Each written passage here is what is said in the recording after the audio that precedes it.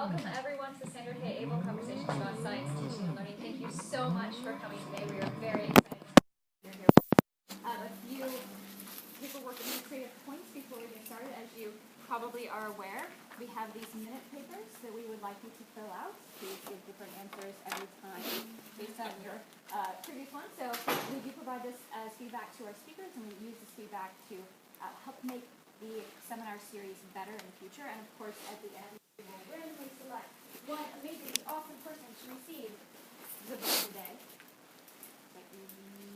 So, fill them out. We ask that you keep track of time. We'd really like it filled out by about 12:45, so we have a chance to collect them and do our very random drawing.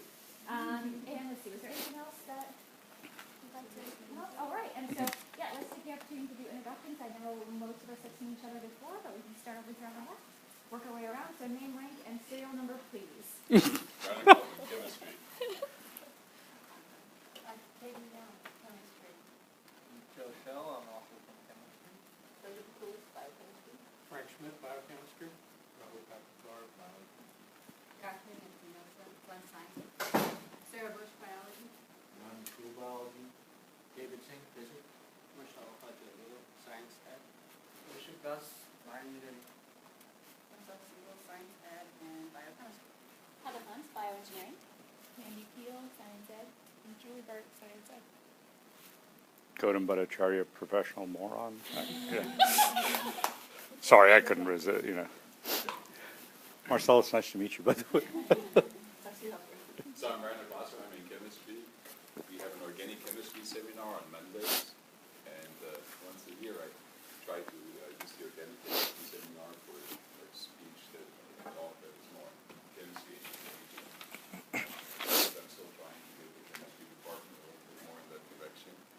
And so the benefit of that is that Gautam had the time to stay an extra day so that he could talk to us here in conversation. And this is sort of like our financial contribution from the chemistry department to this wonderful seminar here. So the origin of this invitation is actually that we had BCCE earlier this year, the biennial chemistry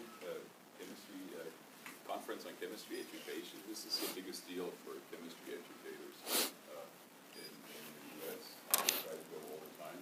And he has been, I'm sure, at every one. And this time, he organized a symposium in honor of George Gautam from Purdue University. And the chemists in the room, I'm sure, biochemists, they probably know George. He has been around for many, many years, and he's very well known. He has strong opinions and formulates them well. And I think he's he's a good instructor. And I was very reassured when I first read his papers because I learned it like in that mode, and so that was an affirmation that this might be a good way to go. And so George at Gautam organized this wonderful symposium for George, and then I thought, well, if you're in the state, you should come up and talk to us. So yesterday he gave us a wonderful talk on Lewis structures and how to teach those and mechanistic thinking. And today it's about multilingual confusion. So without further ado, let's go right to it. Thank you.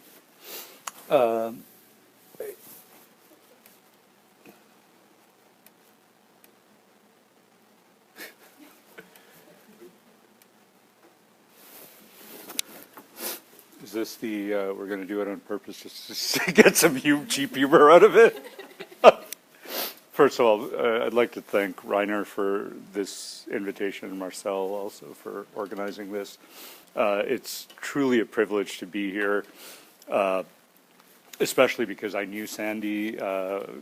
We overlapped for a very short period of time at Purdue. I didn't have the privilege of having her in a class, but I did know her and held her in very high regard. So it's definitely quite an honor to be here in a seminar that bears her name. What I would like to do is tell you a little bit about some stuff we've been doing probably about the last 2 years. And what I'll do is give you some background of what our thinking has been and what we've done, some of the data that we've collected. And then kind of open it up for some discussion about some of the problem that I will put forth. And then just towards the end, I'll give you my 2 cents and give you some parting thoughts. So before I get there, I'd like to thank the many, many people who have helped here, but really who I'd like to thank are the research participants. If you've ever collected qualitative data, you send in these IRBs and they ask you all these questions that you think, oh, it's not like a medical trial. I'm not, shooting up anything that's potentially harmful. But the thing is that what you're asking them to do asking people to do is still pretty vulnerable. How many times are you asked to sit in front of a person and share your thoughts with them, your inner thoughts as you're working through something? How many times are you asked to perform a task in front of a total stranger who you may or may not see as an authority figure? I never do research on my own students, but nonetheless, I'm a faculty member. And are worried whether you're either going to look like an idiot or you're worried because the people who volunteer for these things are genuinely interested in helping. And they spend a lot of time worrying that they're not helping you because they didn't have something in their minds that was, brilliant to say or whatever. And the fact is that everything they're doing is helping you. So to say that I'm grateful, it would be an understatement. I literally wouldn't have anything to talk about without them.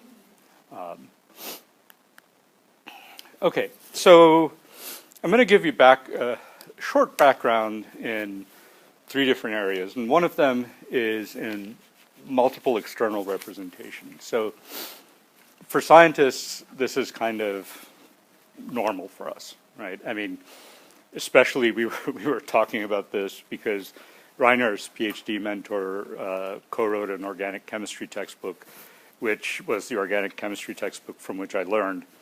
And the 3rd edition was the first one that actually had color in it. And, the fact that there are these very, 3-dimensionally oriented, beautiful diagrams in textbooks, at least in chemistry, that's not all that new. I mean, okay, so I understand it. 20 years may be part of a lot of people's lives, a big chunk of a lot of people's lives, but for me, 20 years is yesterday. But the point being that one of the things that's happened to textbooks is that as graphics have become cheaper, easier to do, they are chock filled with different representations, different ways of conveying information. And Sharon Ainsworth has a framework she proposed, and she suggested that these can at least 3 main functions. One is that they can convey complementary information. Okay, so for example, I can write down that Reiner is sitting next to Katie, but then I can put a picture, and that shows you the orientation that Reiner is on Katie's right side. It's the right side. I grew up bilingually, and then I learned a 3rd language when my family moved to Brazil, and I lost sense of right and left, so I really have to think about it. I don't know what the language center and the direction center have to do with each other, but anyway.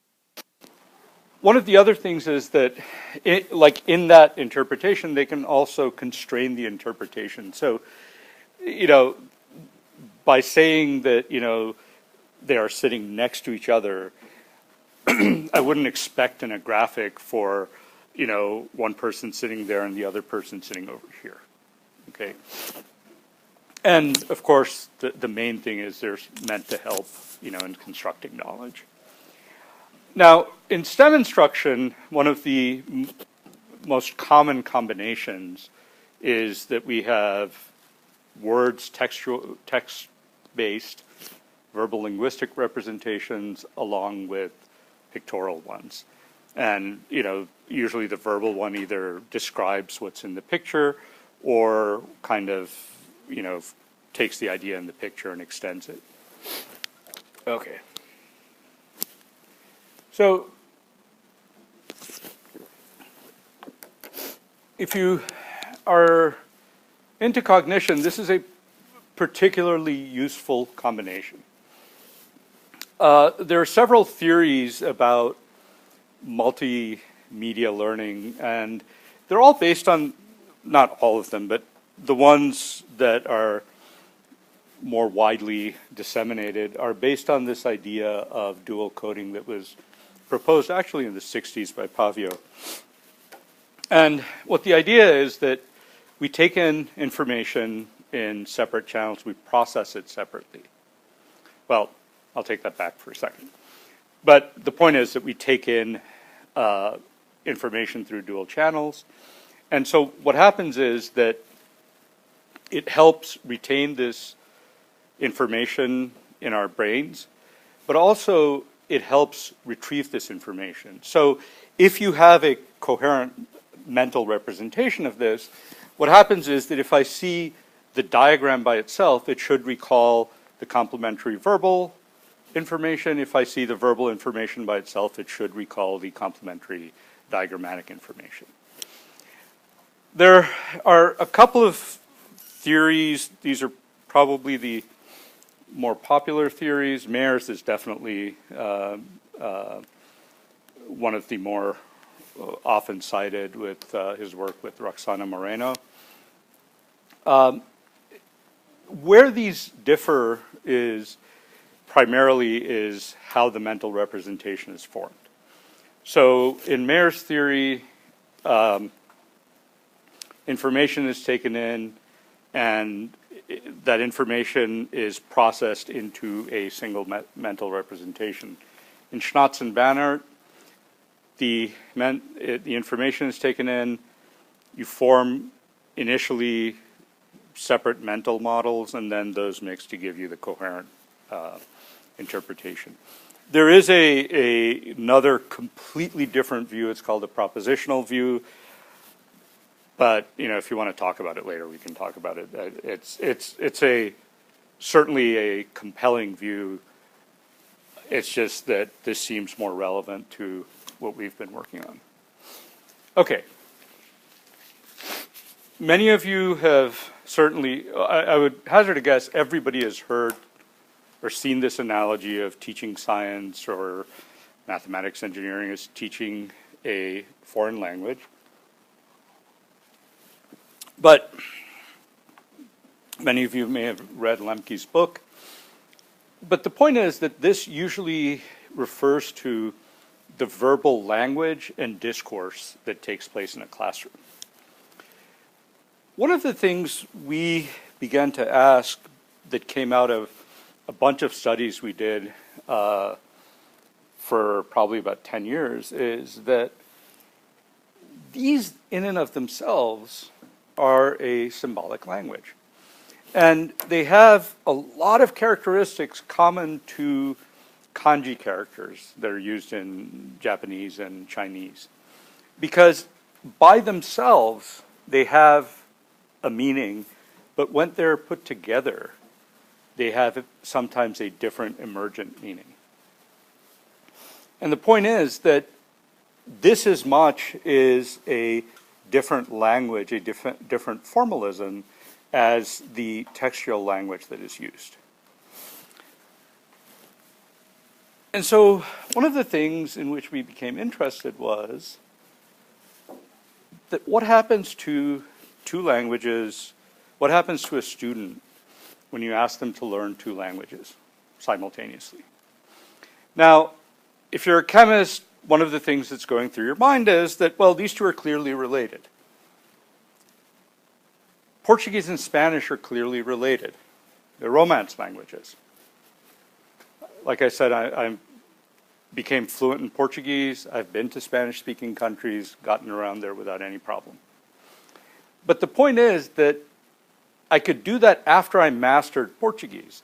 When I was learning Portuguese, I would have never understood any parallel between Portuguese, Spanish, French, Italian, or for that matter, Latin. Okay? So these connections come after you've learned at least one and sometimes some of both. But when you don't know either one, what do students do? And so one of the studies that we did is that we interviewed, actually in the first interview we had 20 students. 7 of them dropped out of the study because, some of them had dropped the class. Some of them, there were 2 who, because the second interview was towards the end of the semester, they just literally could not afford the time, and we definitely appreciate that issue. And 2 of them just didn't respond back. But anyway, we interviewed them twice. There were some tasks that we did, but the primary thing that we asked them to do was that I gave them a passage directly taken from their textbook, all of the emphases as in the textbook, and asked them to draw the diagram that was described by the passage. And then we did the opposite thing, and let me show you the example of each one. Okay. Now, this was a reaction that had been covered in the class about 2 or 3 weeks before, and I interviewed them the week after they had the exam on this topic. So presumably it had given them time. I didn't want to give them something that they had just learned, but something, presumably if they had studied for the exam, they had a chance to review this, so on and so forth. Now, if you have ever taught organic chemistry, if you have ever taken organic chemistry, or if you know people who have taken organic chemistry, you know that organic chemistry students are legendary in their ability to memorize. So one of the things that we did, which then got confirmed, our suspicions were confirmed, that we knew they were familiar with this. And so what we did is we wanted to give them something with which they were unfamiliar. But the problem is that if you give them new content knowledge and then they can't complete the task, you have no idea whether it's because it's just new knowledge or whether the process of the task is the issue. And so what we did is that we were working with the cooperating professor, and this was, a reaction in the same chapter, and they had covered the first part of this, the reaction preceding this. So it's related to this, so they had seen these substances before. But they had not covered this specific reaction. The other thing that we did is that we gave them these diagrams. These are called electron pushing or mechanism diagrams. And typically it's shown using the curved arrow formalism. Now, Barbara Tversky did some work probably about a decade ago and even before that, where she suggested that because arrows are such iconic symbols in our lives, that it is often useful to look at students' interpretations of a diagram that has arrows in it, with and without the arrows. Now, in her case, she did this in the context of mechanics diagrams with pulleys and gears, but we did this in the context of the electron pushing formalism. So I don't want to get too far into the results because I'd rather that we discuss this, but one of the things is that our suspicions about familiarity worked out. I mean, like I said, were borne out to be correct in the sense that the students who reproduced parts of the diagram from the first passage, to a person, they said that they were doing this from memory of the diagram. And you could actually physically see most of them didn't even bother reading what was in there. They would look for some keywords and kept on moving. Now, the main question was that what do students do when given the choice? Or not given the choice, but given the circumstances of having 2 different formalisms to learn at the same time. And so what I'll let you do is, for a second, these are from the first interview, which was 4 to 5 weeks in.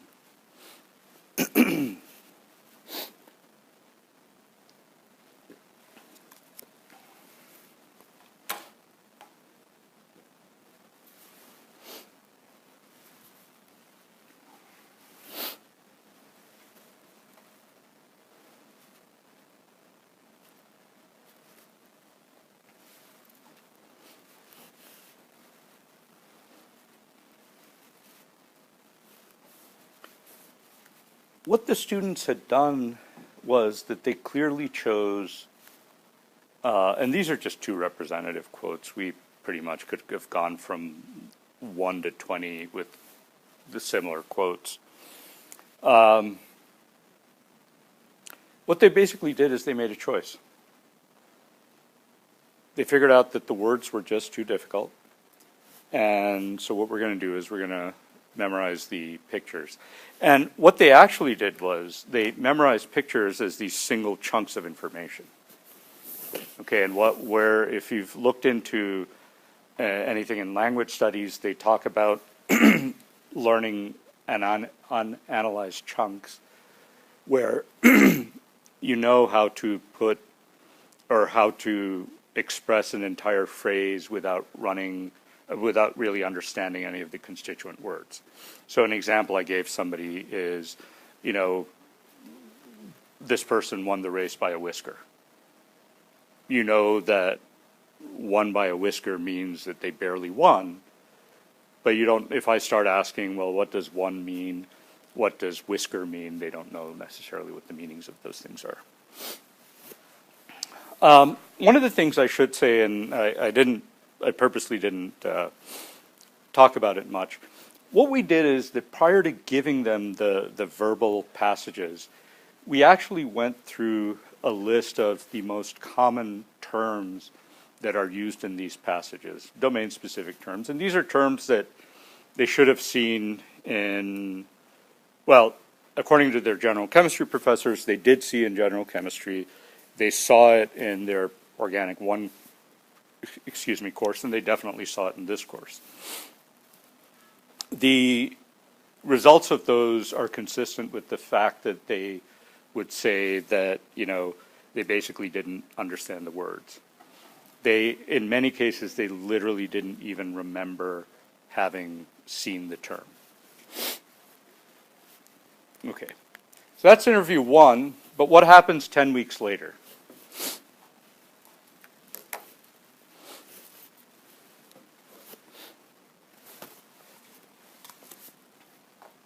And sadly, the answer is it didn't change much. Okay. They're still holding on to this tactic that we're not going to bother with the words. What we're going to do, and one thing I should say is Organic 2 is very reaction heavy. So a lot of it, what is being taught, the instruction itself is very much diagrammatic.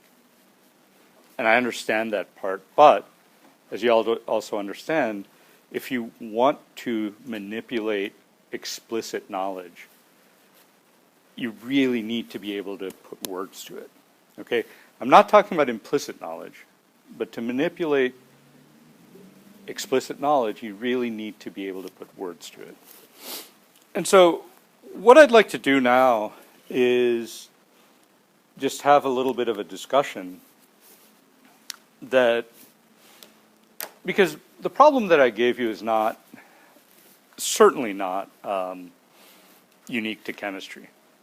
Okay, in biochemistry, you have ribbon diagrams of proteins. Okay, you have, you know, in biology, cell biology, diagrams of cells, diagrams of DNA, and you can go on and on and on in physics, especially when you get to electricity and magnetism. I mean, the ones in mechanics certainly are representational, but sometimes you can go and actually make that system in a lab setting. But you don't usually see magnetic flux lines or the propagation of the electromagnetic wave as, you know, sinusoidal functions. And so the question is that, what do we do? What should we do when we're in this situation that pretty much everybody in this room is in that situation at some point or the other? And in other words, what do we do when we're teaching students in a medium, or in this case, two media, neither of which they really get? And then the other thing is that, remember, the whole idea of multiple external representations is, and especially this combination of words and pictures, is that they're supposed to make, encoding in your brain easier. It's supposed to make retrieval easier. They are supposed to complement each other in ways that both augment the interpretation of one with the other. They are supposed to constrain, and ultimately they're supposed to help you learn. But the point is that if they're not leading to a coherent mental structure, it's not doing any of these things, right? So what are some people, well, what I would suggest is that I think we have quite a bit of time. So why don't you take, let's say about 5 minutes, and just, as Barbara Streisand in Coffee talk amongst yourselves. So go ahead.